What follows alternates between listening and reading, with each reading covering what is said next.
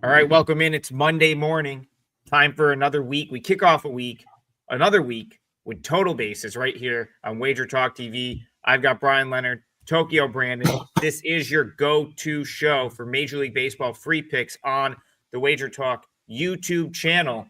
We're probably going to get to all the games today. It's the abbreviated Monday slate, so I'll go around the horn. Welcome in, Bryan, Leonard. How was your weekend? And how are you feeling going into the new week? Yeah, everything's been going pretty well. We did lose that 5% play on the Mets against Pittsburgh on Thursday or Friday or something. So that was a downer. But how about those Mets? I think I sent something out that somebody tweeted. That was the biggest run disparity in a 3-game series in the history of baseball or something. It was just crazy. Pittsburgh's averaging 10 runs a game. The Mets, we thought once they won 2 in a row that they may turn it around. Obviously, they didn't. They've had team meetings. They're doing a lot of other stuff. And this team right now, I don't want any part of them the way they're playing right now. And it's unfortunate because they're one of the most talented teams in baseball. Yeah, the Mets are horrible right now. I mean, when you get swept by the Pirates and the run discrepancy is 34-4. I think it was something like that. I don't know if it was 34. I know the Mets only scored 4 though. Wow. That's pretty bad. They're in a bad place right now. I'm in a good place. I went 5-0 yesterday, so I'm pretty happy about that. Up to plus 80 in 2025 to be number 1. So I finally passed Ben for number 1. So I'm I think your wire came out again, Tokyo Brandon. Need to take all those winnings and get a new wire. Yeah. You can afford a wire. It doesn't plug in properly. Yeah. I'm kind of like, it's like, in the 80s when you had cable TV and you had to like stick a hanger on your TV to get the cable. But anyways, but yeah, so that's good. I passed Ben for number 1, so I'm pretty happy about that. So not a lot to like today for me though. I have 1 play out, but I don't know if I'm going to have 2 plays out today. But I will give you my 2 cents on all the games that are happening today. Yeah, they're the people are talking about the Mets and Juan Soto in the chat. I had a good weekend as well. I'm 7-1 in my last 8 MLB plays, so I'm coming for you, TB. I'll have another one today. So I think the comment in the chat, Adam, think you could give us more notice 1 hour or less before game time. I have to imagine that they're referring to minor league baseball plays, and the answer is unfortunately more often than not, no. They're going to be like 1 hour before the game goes off. The reason being, every one of the plays I make in minor league baseball, I need to see the lineups because lineup shuffling is the way you find value in minor league baseball. So very, very difficult to release minor league baseball early. It is what it is. Like, I understand that everyone's going to be able to get down on that. And that's why I only include them on All Access. I never sell them individually. And if you can't get them in, I would suggest just going MLB instead of the All Access because they're going to come out an hour before. However, if you can get them down, probably going to win long-term on those. And they have been very, very hot. The last sort of few weeks. So anyway, Bryan, I'll give you a crack at it. Do you have this one? I've got the rally cap going still. I'm guessing Hartford, but I don't know what their nickname is. No, this would be the Harrisburg Senators. This would be the Double-A affiliate for the Washington Nationals. And the one thing I remember about going to this park was I went with none other than Dwayne Bryant, and him and I ate hot dogs for about 3 innings because they had one of the best hot dog stands I've ever been to at any ballpark, any level. Phenomenal. It was like a local Harrisburg like joint that's been there for like 100 years. They have a place in the ballpark. We spent easily 3 innings like getting seconds. I think I had like 4 hot dogs. More hot dogs than I'm not a hot dog guy, Bryan. More than I eat in an entire year. So that's my memory of FNB Field, which is also on an island in the middle of Susquehanna River in Harrisburg, Pennsylvania. Another fun fact. All right. we've got the people in. It's a slow Monday morning, so giving a chance for everyone to get in. We've only got 8 games. We're probably going to get to most of them. So let's start. We may just be able to go in order here until someone asks the question. Let's head to the city of brotherly love, where the Philadelphia Phillies take on the San Diego Padres. It looks like Zach Wheeler against a guy in Matt Waldron that's been down at AAA for a while, was probably supposed to be in this rotation at one point. Start us off, Bryan Leonard. Pretty big number here. Phillies, well over a $2 favorite against the Padres. What do you see? There is some weather. Let me get the weather out of the way before we get started. There's 3 games that have weather concerns, one of them being the Philadelphia game. The game time is at 6:30, and from that time on, anywhere from 34 to 44% rain all through the night. Pittsburgh's even worse. They go from 53% at 11 p.m. if it goes extra innings, but at game time, 66% at 7, 79% at 8, 68 at 9.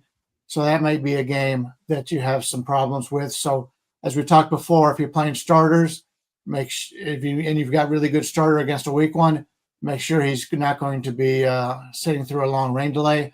And then finally down in Tampa, they have rain. It should be cleared out pretty much by 9 p.m., but the game starts at 7:30, so they may be delayed at the beginning. Getting back to today's games, and we are looking at, as you mentioned, Waldron against Wheeler. Waldron's the knuckleball pitcher for the Padres. I like him. He has been hurt. He has been out of the lineup all season long, but he's getting a chance to play here. Unfortunately, he's going up against Wheeler, one of the best pitchers in Major League Baseball.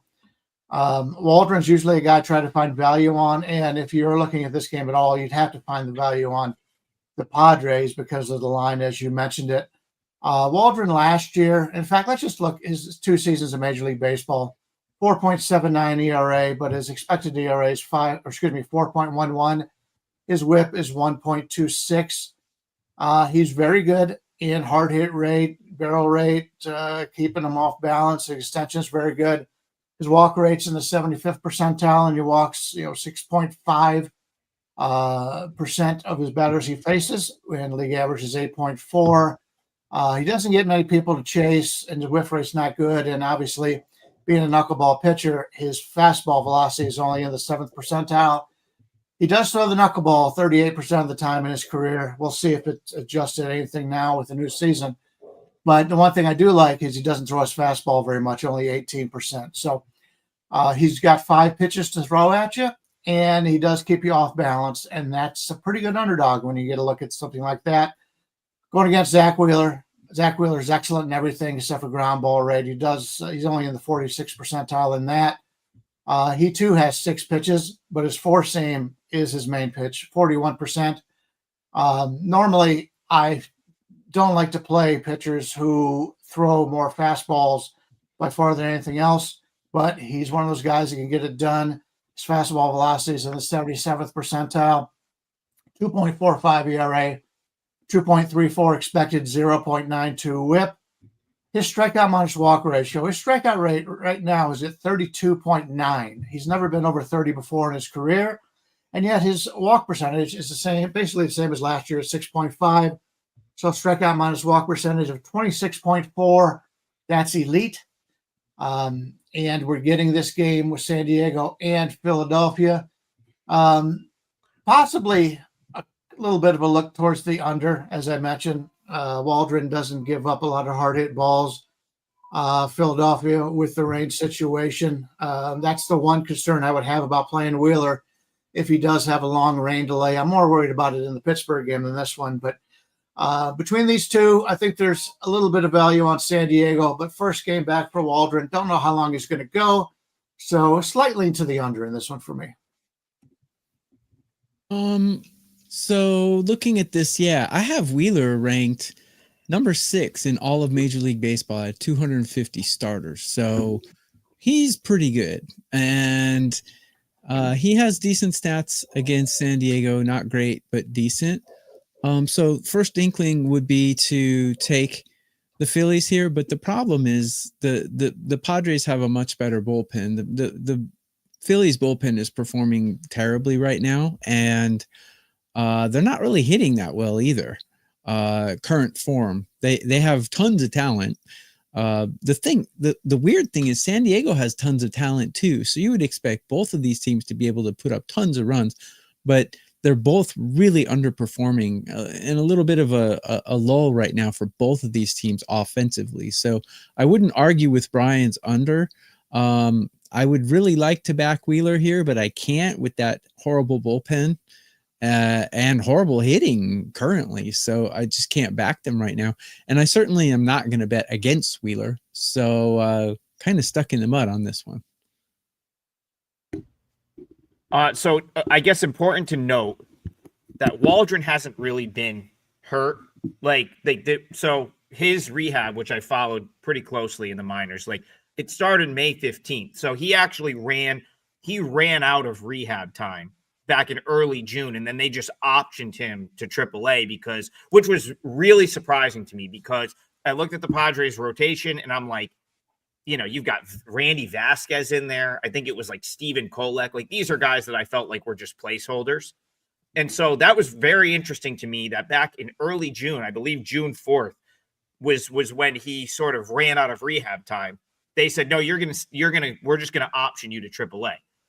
So that was, I was, like I said, I was surprised with that because coming into the season, I felt like he was supposed to be a guy that was in this rotation. He's been okay in June for like, again, like I watched two of his starts completely. One, he looked phenomenal. One, he looked terrible. So, he's kind of been down at AAA. Now, lengthwise, he'll go the full tilt, right? Like he's been throwing 5 innings, 5 2/3. Like he'll have his full pitch count allotment. The question is, how effective is he going to be? Because over the course of this past month, like I said, there's been starts where he's been very effective and starts where he's gotten blown up by a AAA lineup. Some of that speaks to, if that pitch is working or not, right, Bryan? Like if he's got it going, it can be tough. If not, he can get hit.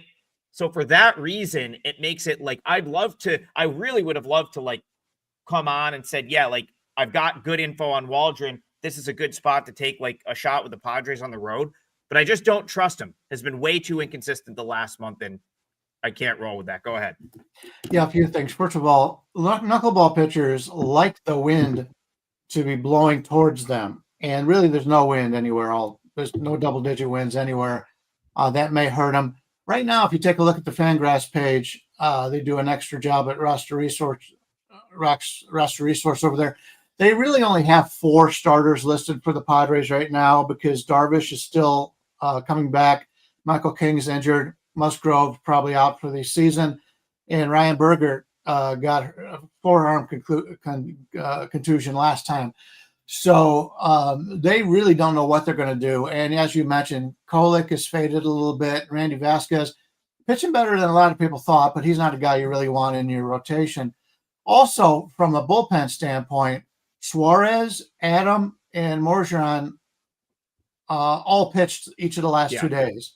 So I doubt any of those will be used tonight, whereas Philadelphia's pretty good setup on their bullpen. So even though TB doesn't like the Philadelphia bullpen, I think they're coming around now. With the 2 guys they've got in the back of the bullpen, they're tending to like them, although Corkering the other day did get hit when he went in the 8th inning, I believe. But other than that, they pitched pretty good now. So the bullpen edge probably is going to be with Philadelphia today just because of the usage the Padres have had.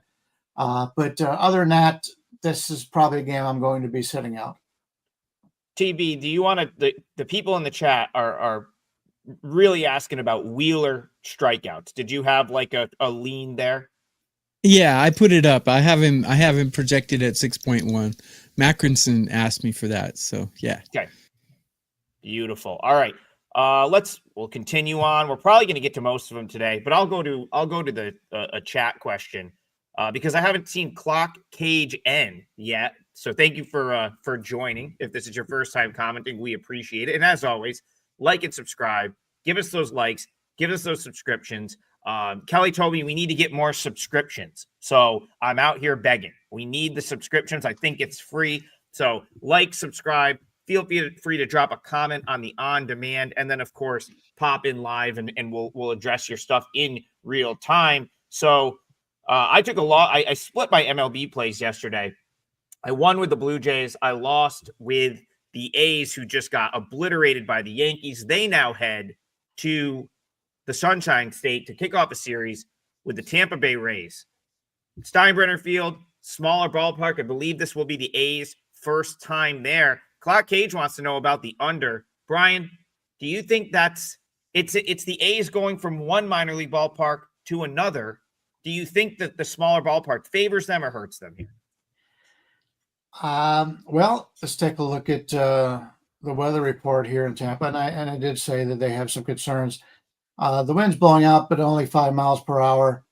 We're looking at weather about 78 to 80 degrees, so that'll be fine. But there is some precipitation there, and I finally pronounced it correctly. But yeah, it's they've got actually the A's. I believe they go to Colorado, I think, next. So they've got a good week for their hitters. If you play fantasy baseball, you want to have some A's in your lineup because they are playing in two really good hitters parks. Either that or going back to Sacramento, which is a good hitters park for the most part, although it hasn't been lately. But yeah, the A's are coming in with Jacob Lopez going, and he's a guy if you've watched the show every day, you know how much I liked him before he really got hot the last few starts because of his strikeout to walk ratio. He's currently at 20.0 strikeout to walk ratio, and you rarely find young guys with no name like that in that situation. 3.56 ERA, 3.32 expected, 1.30 whip. He is a fly ball pitcher, no doubt about it. His ground ball percentage is in the first percentile, fastball velocity in the 8th percentile. But he's been doing very well so far this year, 93rd percentile extension. This is a guy, let's take a look at his split so far this season. His home games, 2.74 ERA, road games, 4.5. His whip is much higher on the road as well. So he's pitched very well in West Sacramento, not as well on the road. He's taking on Drew Rasmussen, who has been one of the most consistent pitchers in baseball this year. In fact, I kind of talked about this the other day. His career in 6 seasons, he's got a 2.85 ERA, 1.06 whip. He's had problems with injuries, but when he's healthy, he's a damn good pitcher. Expected ERA this year, 3.49. So he's been a little bit lucky in that regard, but he's been very good. And as opposed to his opposition on the mound in Lopez, he's in the 80th percentile of ground ball percent. So he's a guy with a strikeout to walk ratio of 16.1, which is slightly better than average, but he's able to get those ground balls, and that definitely helps here. We're looking at a current line right now of, Tampa Bay is basically about a 165, 167 favorite, and we're looking at a total of 8. That number is kind of low if you're taking a look at this Tampa Bay ballpark here. But if these two pitchers pitch like they have been lately, it's probably correct. It opened 8.5 and has been bet down to 8. So the guys who bet it early do like the under here. I think Sacramento has a little bit of value in the betting line, but I'm not going to go against Rasmussen because he's been so good, and I'll be passing this one. Yeah, guys, before I get to my analysis, do me a favor, and after the show, go to the replay, click the like, and leave a comment, even if it's just a, hey, great show, guys.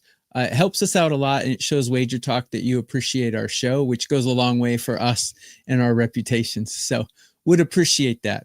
I have a special out right now, the rest of 2025 for under $3 a day. So all of our pages are down there. I'm sure Bryan and Adam both have specials too. So check our specials out when you have a chance. And we all put free plays up at those pages as well. So there's value for going to check our pages out. So Rasmussen, I like him a lot. And actually, I agree with everything Bryan said. We measure our stats differently, but we get to the same conclusions. So I measure walks in a little different way than Bryan does. But we get to the same conclusion. Both of these guys have great command, and they don't walk people very much. Their strikeout to ball ratio is great. Lopez has been great. He's a young guy, but he's been great. Let's see, 1 earned run in his last 4 starts. I'd say that's pretty great. And Rasmussen had a stretch where he went 4 starts with no earned runs. He had 1 bad game against the Mets. But besides that, he's given up 4 earned runs in 6 starts. I mean, he's been great. So let's take a look at the hitting. Tampa Bay has been pretty hot, and both bullpens are not really performing well right now. If anything, I would like to attack the A's hitting, because they've been a little cold at the plate right now. They do have good batters like Rooker, a few other guys. I keep forgetting that young guy's name who's having a great season for the A's, but they're slamming. They have the potential to slam it pretty good, but they're not doing it right now. So if anything, I would take Rasmussen's talent and put that against the cold bats of the A's, and maybe take a first 5 team total under for the A's. I think that I'm going to make that my parlay leg. A's team total first 5 under 1.5. Now, under 1.5 can be risky propositions in MLB, because these are the best of the best. These are the best 500 baseball players in the world. So holding them to less than 2 runs in 5 innings is tough. But I think Rasmussen can do it at home. Unfortunately, I don't know the odds for that. That's going to be my first leg of the parlay. You got it, Bryan? Yeah, it's basically minus 120 on to the under. Wow, minus 120 for under 1.5. Woo. That's dancing on the edge, but I like it. Yeah, I mean, Rasmussen can have pretty nasty stuff.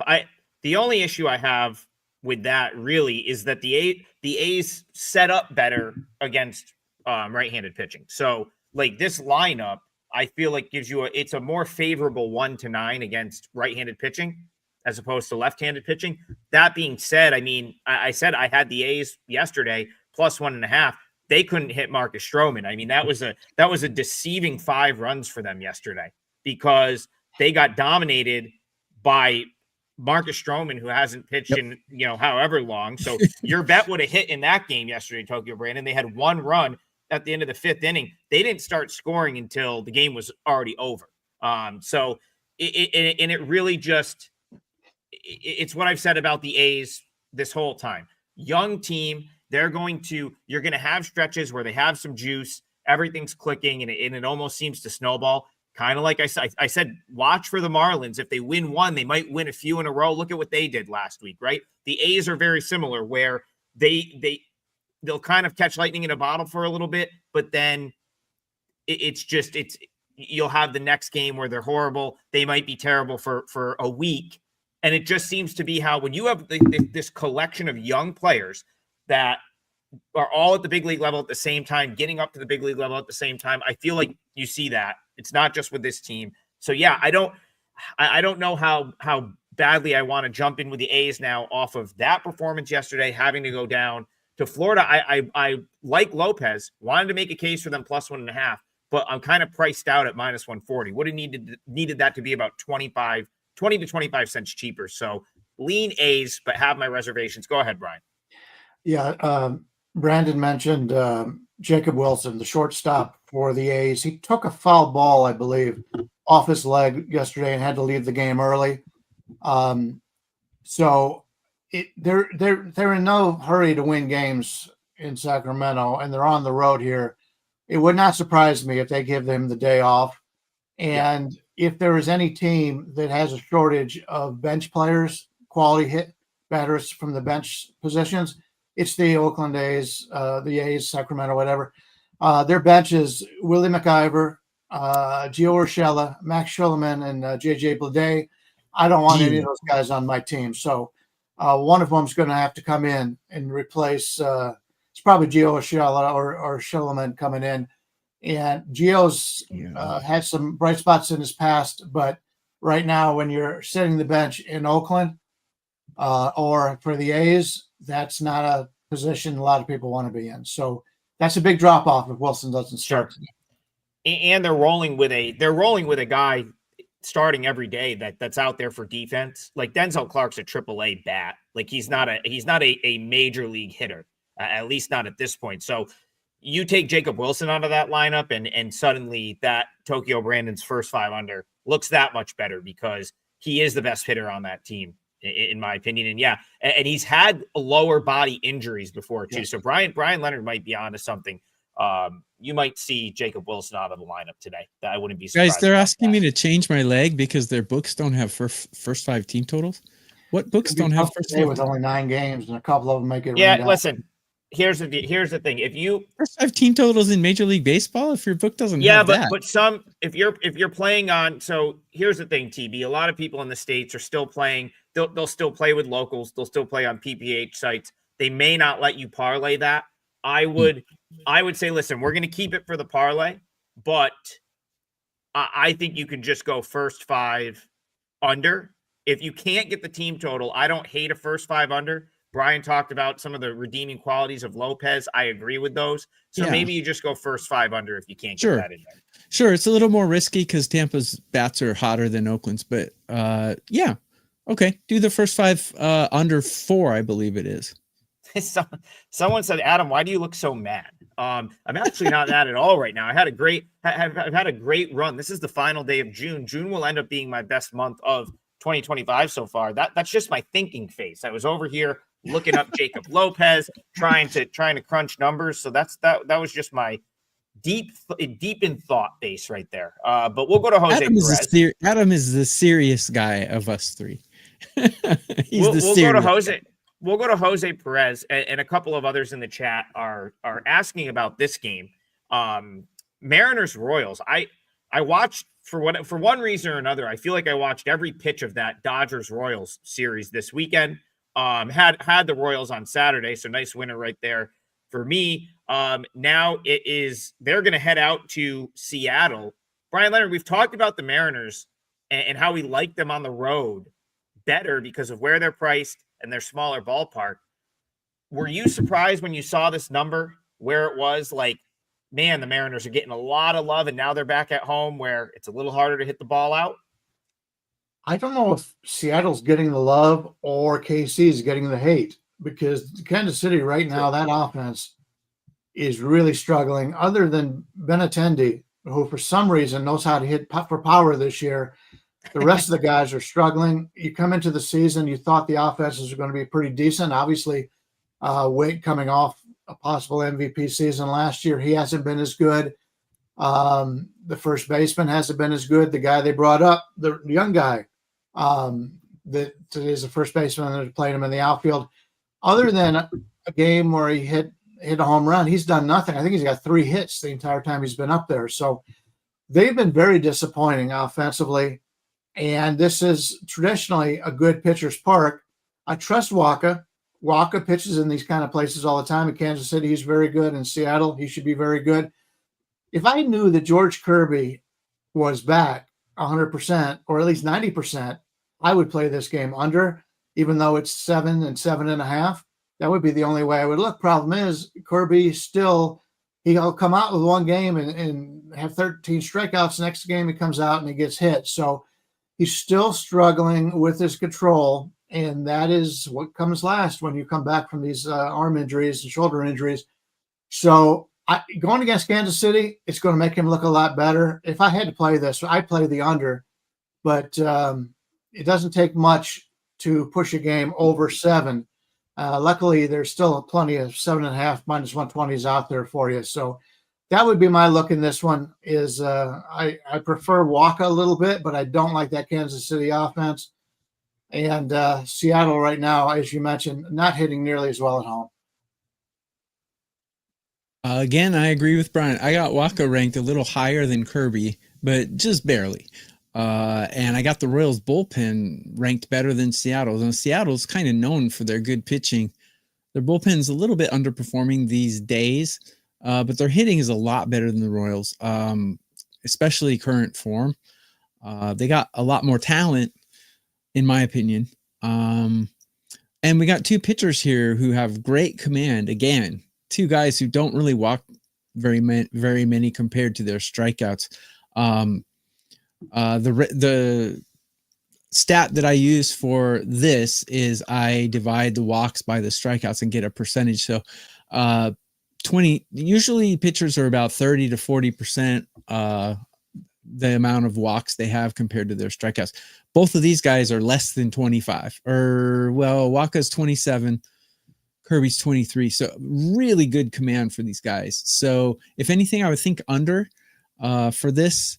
I did say something bad about Seattle's bullpen, but they're not that bad. So, and these Royals can't hit anything right now, anything. So, yeah, I would think under would be the only way to go here.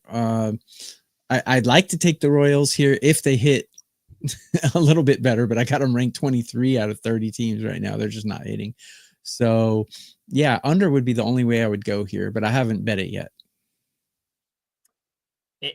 The George Kirby thing is puzzling because he came out and was so good in that one start against the Angels, 14 strikeouts, as dominant of a George Kirby performance as you're going to find. And then he kind of like, I don't think he's pitched bad, but the concern is like since that start, 5 strikeouts, 3 strikeouts, 3 strikeouts. And for me, like when George Kirby is George Kirby, he's getting a lot of swing and miss. He's 7, 8, 9 strikeouts in a start. And so that would suggest, in my opinion, that he's still kind of like working his way back, struggling with command. Because remember, command is not just walking people. Like you can miss out over the plate the same way guys miss out of the zone. So if you see a guy that's typically a strikeout guy and they're not getting the strikeouts, that's a command issue too, because it probably means they're catching too much of the plate. Now, does it matter against this Royals lineup right now? Maybe not, because they're not hitting. But I still think they have. They had a somewhat of a breakout, I guess, on Saturday. Scored a bunch of runs on Saturday. That was the Ohtani Kasparius start. So my gut tells me that the Mariners are overpriced here. I agree with. I think Tokyo Brandon mentioned their bullpen. I don't have the numbers to back it up in front of me right now, but I've watched a ton of Mariners baseball this year. It definitely seems like their bullpen is not as daunting as it was the last couple of years, where like those top guys get in and I don't think it's, I feel like you go back to the last couple of years, Mariners get to the 8th inning with a 1-run lead and you can just go do something else. They're probably going to get out and win the game. This year, not so much. I had them on Friday night. Ended up winning in extra innings, but that was another one where they choked away a 4-run lead in a Logan Gilbert start. So I kind of agree with you there, TB. I don't trust their bullpen as much anymore. I would love to find a way to play the Royals here. I just don't know how to do it. Go ahead, Brian. Yeah, Kirby, as you mentioned, the 14 strikeouts against the Angels. Other than that, the most strikeouts he's had in any game is 5. The last two games, 3 each. He's only walked 1 in those, so that's very good. But his whiff rate is in the 14th percentile, and he's a guy that gets you to chase normally. His chase rate is in the 72nd percentile, but they're still chasing. They're just hitting the ball. They're not whiffing. They're not swinging and missing. And that is the concern. And when it comes to the bullpens in this one, Kansas City's bullpen is set up better today than Seattle's. Seattle had to use more of their key bullpen arms the last couple of days. So if you are going to play it, I would not play Seattle. I would play Kansas City or the under if it was up to me in this one. Very interesting comment here from Chad, which I want to just kind of like throw to you guys because come on, you guys. Nobody watches these games. It seems like if they do, they'd see on the road the Royals have 0 problem scoring runs. At home, the Mariners struggled to score. This is a Royal spot. Now, I agree with that the fact that this is probably a Royal spot. But for me, it's like I watched this Royals team struggle all week against the Rays and then most of that series against the Dodgers. Now, why does them going on the road instantly mean the offense comes back? Like that's the only way that's the only reason I kind of disagree with that mindset. Like, yes, they have better numbers on the road, but like, so just going to Seattle just negate the fact that they haven't hit for shit all week. I'm curious to see how you guys like evaluate that. Are you like, okay, now they're on the road, so we're going to get road splits from the Royals here, or no, like this team's struggling to hit, they're probably still going to struggle to hit? It's an interesting question. Well, the home ballpark, Kauffman Field, is more of a pitcher's ballpark overall, although it changes a little bit every year. But this year, it's similar to what it's been in the past. So when they do leave a pitcher's ballpark, their hitting should be a little bit better. But we could see that happening here. But, and I'm in agreement with you, if the guys are slumping, it doesn't make a difference. It's not like I've been to games in Kansas City. They're typical of your Midwest fans. They like the team and all, but it's not if you're pitching in New York City or Boston, where if you're stinking at home, you can't wait to get on the road and get away from that kind of pressure. Kansas City doesn't have that. So I don't think I agree with that comment. I don't disagree with it, though. It's an interesting thought process, because baseball people are so numbers oriented. I know so many handicappers really look at home road splits and stuff like that. And I've never been a huge splits guy.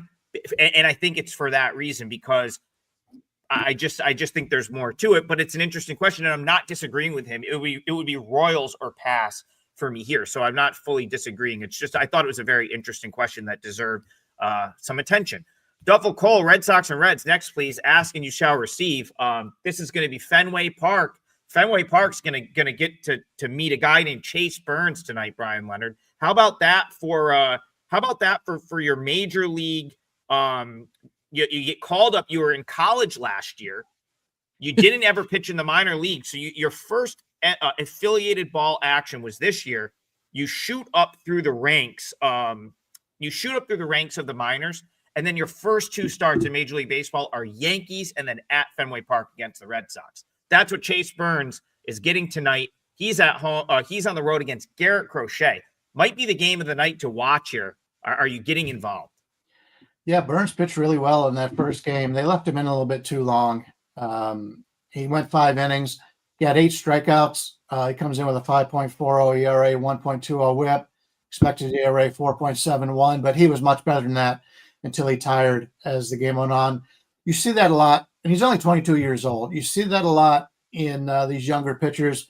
They come out and they get so excited, they get so pumped up. Mizorowski's been that way all of his starts so far, but they do get tired a little bit, and that's the situation that cost them there. This is a good hitter's park. Boston is a good hitting park, and despite the fact that the offense is struggling right now, this is a place that is tough to win at and pitch well, especially when in reality, he's only got 3 pitches. He throws a curve 1% of the time, but his four seam is 59% of the time. So he's a fastball pitcher. You know what you're going to get, and you're in a ballpark where you can give up some cheap fly balls that hit the monster. That is my concern with Burns here. And going up against Crochet's just been terrific all season long. 2.06 ERA, 1.02 WHIP, 2.95 expected ERA. But he's taking on a Cincinnati team who seems to hit a little bit better on the road than they do at home this year. Even though they play in a good hitter's ballpark, it should be a fun game to watch. We're looking at basically a line of 165 maybe on Boston and 7.5 on the total. It's been bet down. It opened at 8 over 15. Now it's either 8 minus 20, 25 to the under, or 7.5 minus 15 to the over. So they expect it to be a lower scoring game. Burns could blow up. It could happen. And this game, it doesn't take much to score 7.5, 8 runs in Boston. That said, I'm excited to watch the game. Don't know if I'm going to get involved.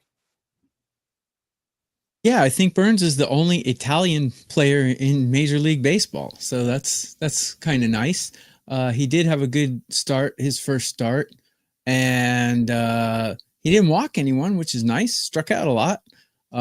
So yeah, he's got good stuff. Like Bryan said, they left him in too long. If they had taken him out earlier, his stats would be bright and shiny. But again, it's a small sample size, so you have to take it with a bit of a grain of salt. But he definitely has good stuff.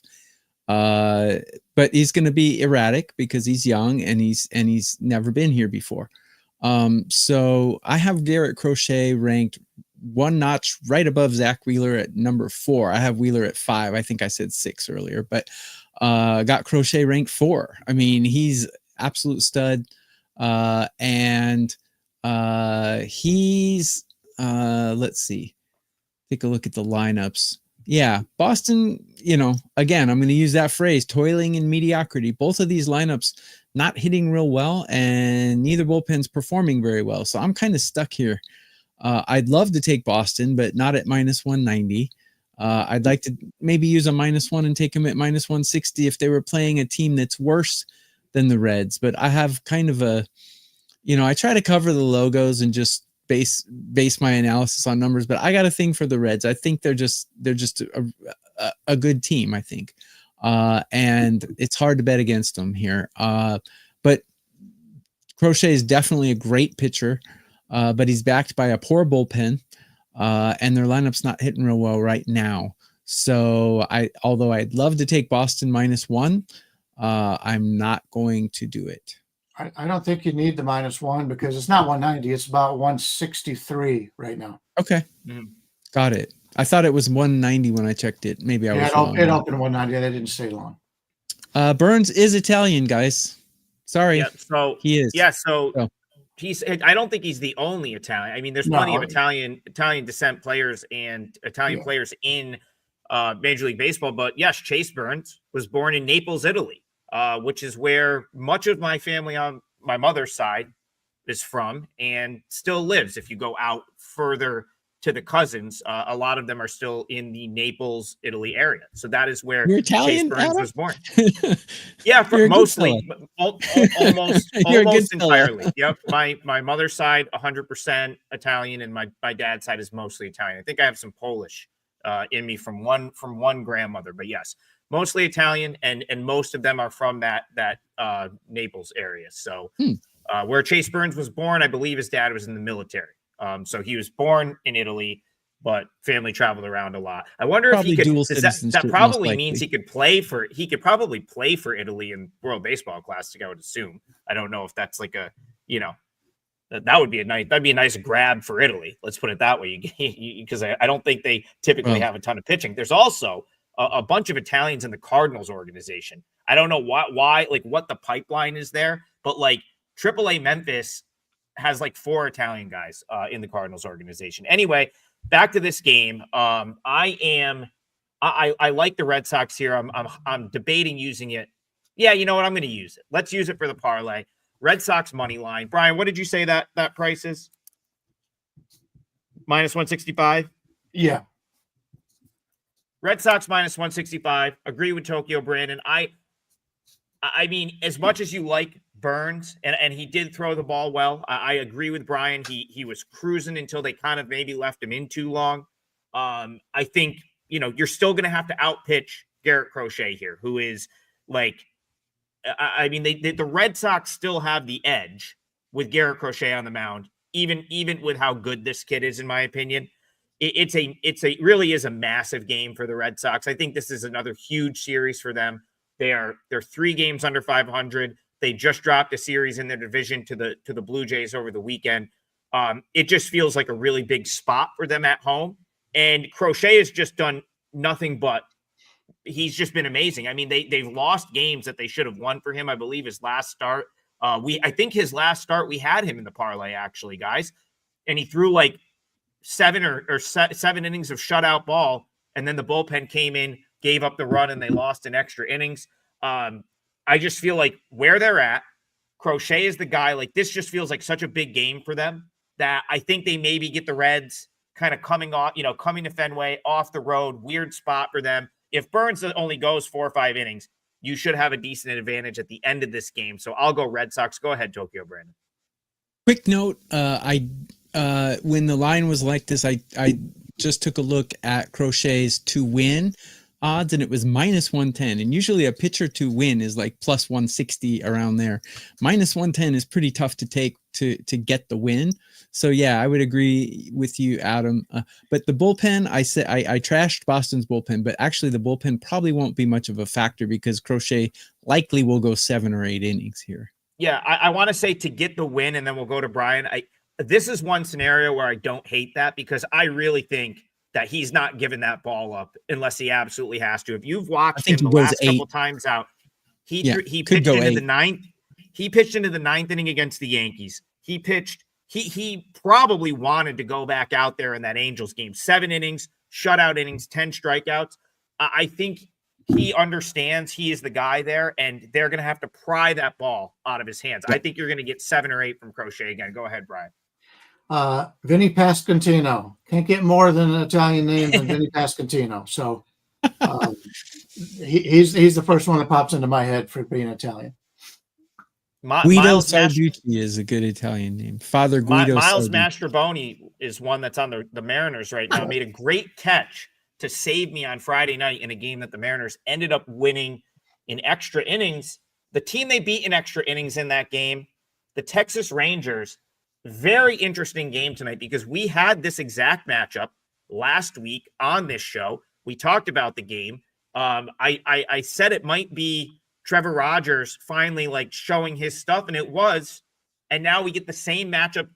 What, a week later? I think it's a week later. Same matchup a week later. This time it's in Arlington. It's Patrick Corbin against the Orioles. Rogers Corbin. We'll start with Bryan. Yeah. In that game for Rogers, he went 8 innings, no earned runs, no walks, 3 hits, 4 strikeouts. He had a 0.78 whip in that game. He was awesome. But the problem is he's facing the same team again in Texas. And this is a situation, and I talked about this the other day about Texas being turning into a real pitcher's ballpark. That's the situation we're having again now. This current line on this game, as we're looking at it, is Texas Corbin, 2 lefties, by the way. Texas Corbin and Rogers. Rogers is actually the favorite here. He's gone. Basically, it was a pick 'em overnight. Still more basically a pick 'em, but you can take Baltimore and go anywhere from minus 105 to minus 113. Really, there's only one place out there that's got a plus. Circa here in Vegas has got plus on Texas, but I would prefer the Texas side here. Playing at home and the second time they get to face them. Trevor Rogers, we've known what we could get out of him so far this year. He's been good, but it just reminds me of what he's done the last couple of years. You know, his career record is 16-34, and yet the Orioles went out and searched for him. They were the guy that they wanted to sign in the offseason, and he's only got 3 starts so far this year. 4.26 career ERA, 1.38 whip. He looked good earlier. I don't think he's turned his career around. I'm not looking to bet on Rogers. Patrick Corbin, you know, as much as he's been picked on the last few years while he's pitched in losing ballparks, he's got a 4.24 ERA, 4.26 expected, 1.28 whip. He's always had a problem a little bit with the whip. It's not that he walks a lot of batters, it's that he gives up a lot of hits. His strikeout to walk ratio this year, 18.5, 7.2, puts him at 11.3. Not the greatest, but he's got really good extension, and hard hit rate, chase rate is very good. So I like the Texas side here. I think that's a bargain. If you're telling me right now that Baltimore with the Rogers should be favored on the road, even slightly, I think is a mistake. I will take Texas in this game, and that'll be my part of the parlay. Let's play Texas on the money line, and let's go minus 102 on that, and that should be a consensus number right now. The most Italian name to ever play Major League Baseball has to be Rocco Baldelli, don't you think? That's a pretty Italian name. Hey, Rocco! Vinny's pretty good. Vinny's pretty Italian too. Yeah, that's yeah. Okay. Again, I'm gonna grovel, you guys. Go back to our replay of this show and just leave a comment and click the like and show Wager Talk that you love our show. It goes a long way in helping us. So both of these pitchers have pretty good walk to strikeout ratios. But like Bryan said, maybe we can't trust Trevor Rogers' shiny numbers, because throughout his career he hasn't been this shiny. But can the Rangers hit him? I highly doubt it, because their hitting is their bats are pretty cold.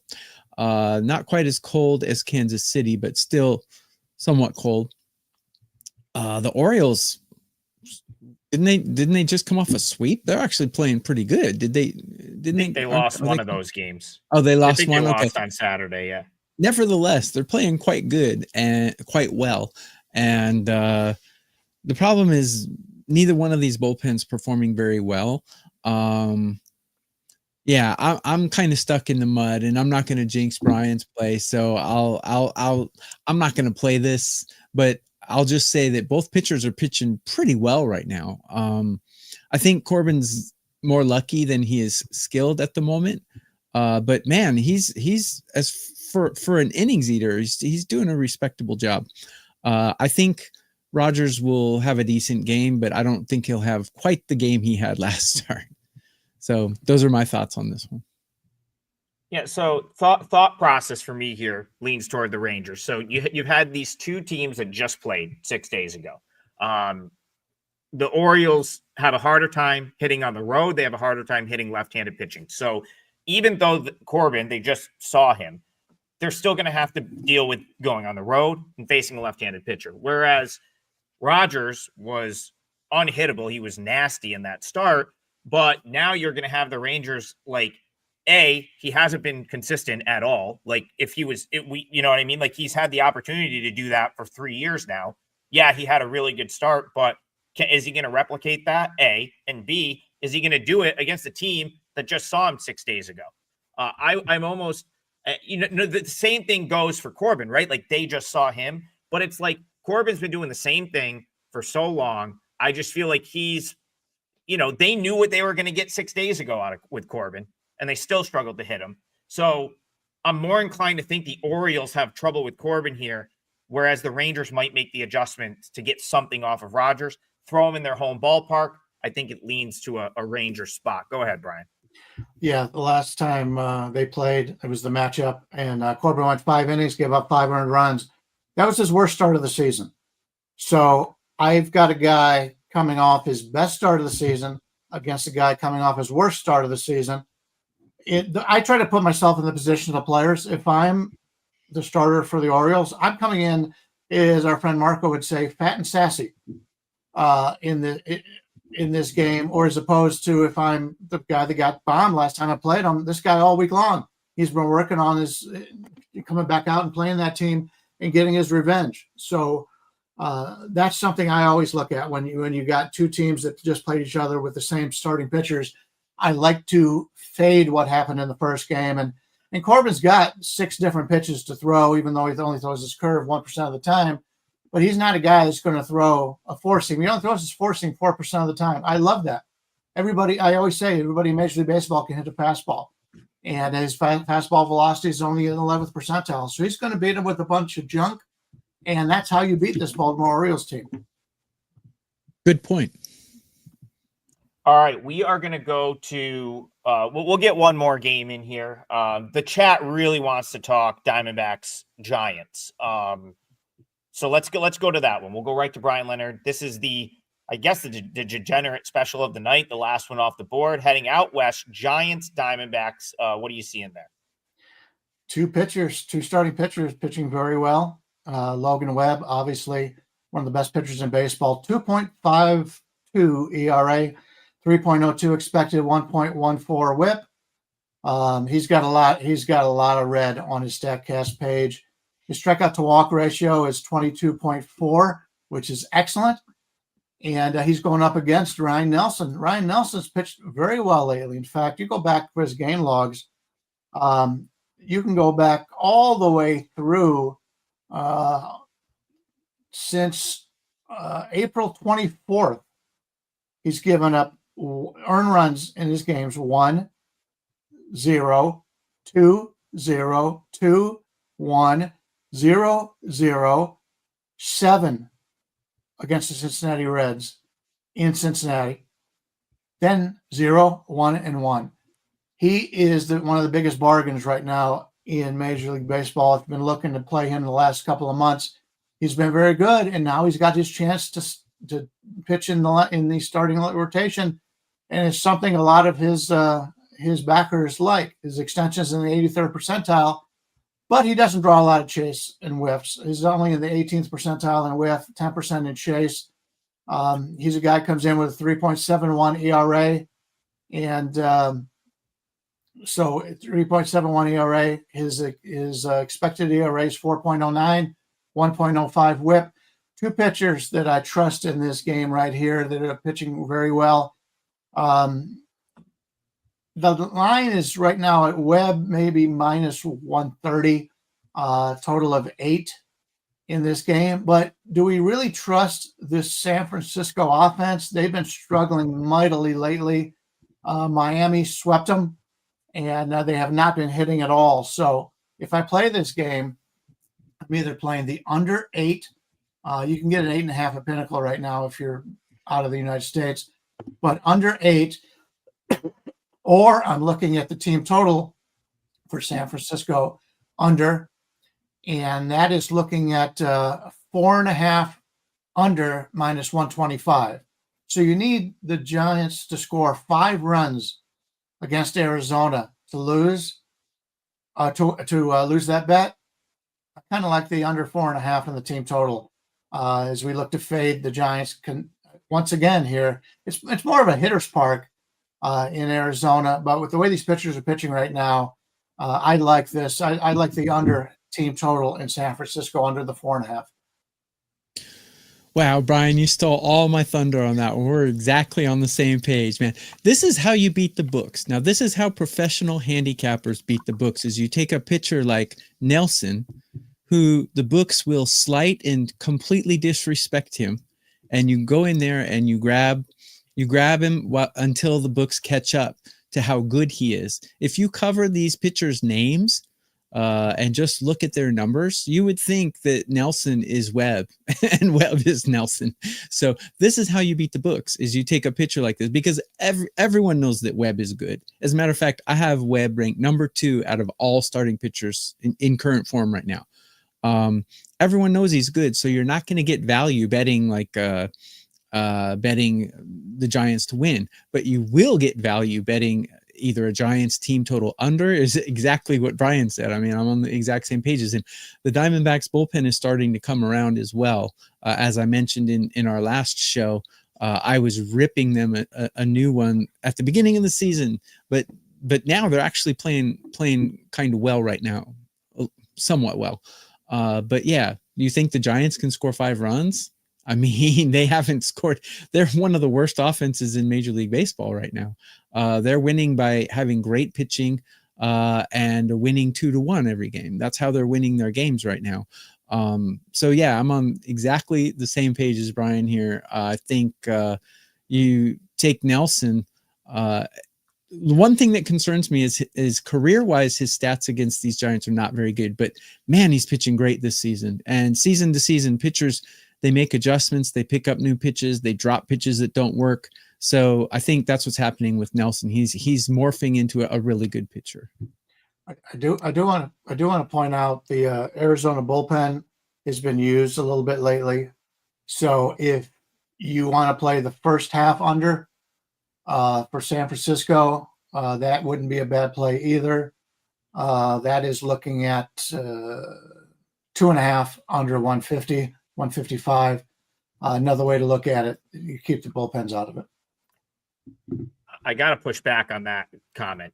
The Diamondbacks bullpen has been atrocious, and they really couldn't be worse. They've now, after yesterday, they've now blown a lead in 28 of their losses. The Just Baseball guys who I'm buddies with tweeted that out on Saturday, and they blew another one yesterday. That means 28 times that they've had a lead and ended up losing the game. And yesterday was no exception. They gave that game up in the 8th inning.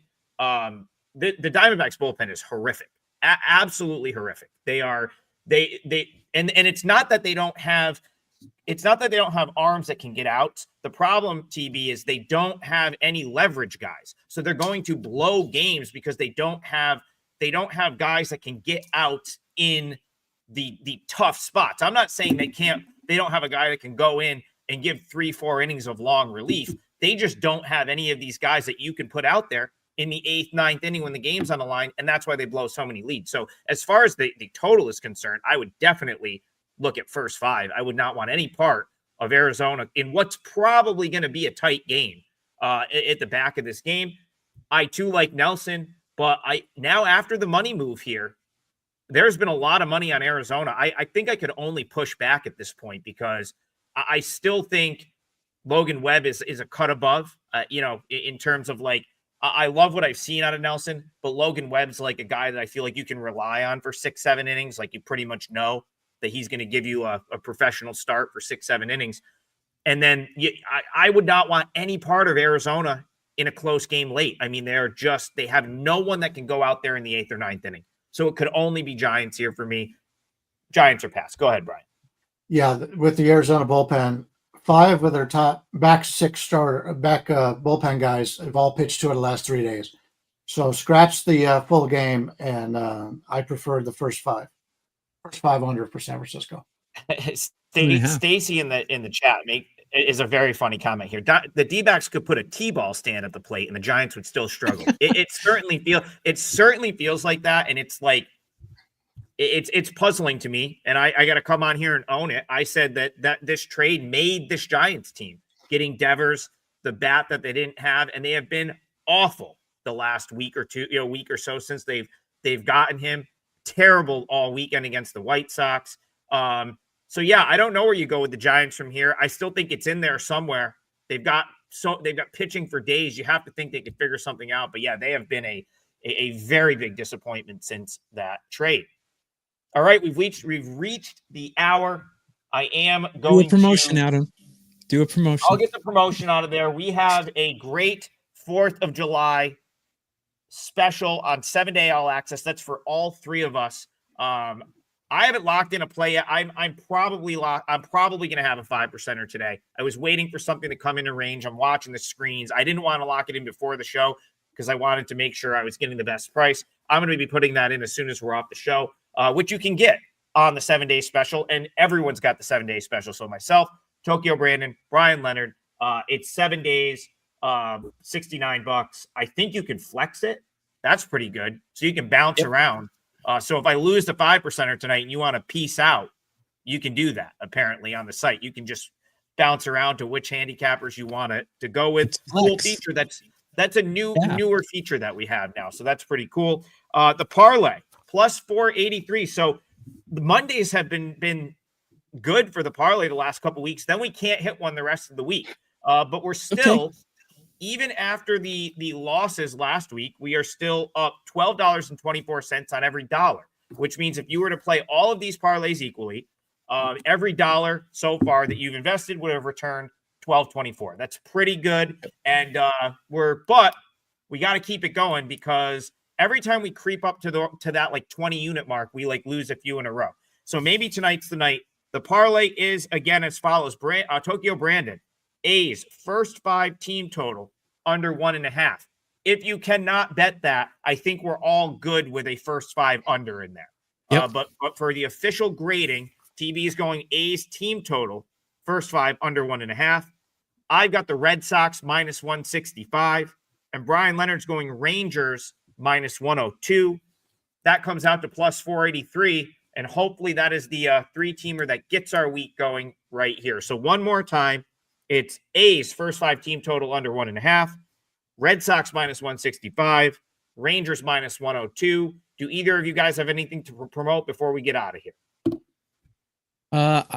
Sorry, Brian, I'll go first. I have rest of the year for under $3 a day, and I also have 7-day special, 7 days for $69. Use code TB7. I'm going to promote my friend Marco D'Angelo, who is tearing up the WNBA. I believe Ronald Kabang is also very good in the WNBA. I don't handicap it, but I follow what they give out, and they've been excellent. So if you could play the WNBA, those are a couple of guys. We've got a few guys that are really good at it. Those are a couple of guys that have been really good this season. Yeah, Marco has been like he crushed last year too. Yeah. Like I remember he had an insane WNBA season last year too. So good for him. Yeah, so definitely if you're tuned into that league, you can beat it same way as if you're tuned into minor league baseball, the way TB is in Japan and KBO. So yeah, don't sleep on those smaller leagues because there are edges all over the place. All right, we've hit the over the hour mark here. We've got a full week. We will be here all week. So that's the other thing I want to point out. We will be here on July 4th. We'll see you every day this week, 9 a.m. Eastern. We are back tomorrow morning, 9 a.m. live right here on the Wager Talk YouTube channel. Cash all your tickets tonight. We will see you in the morning.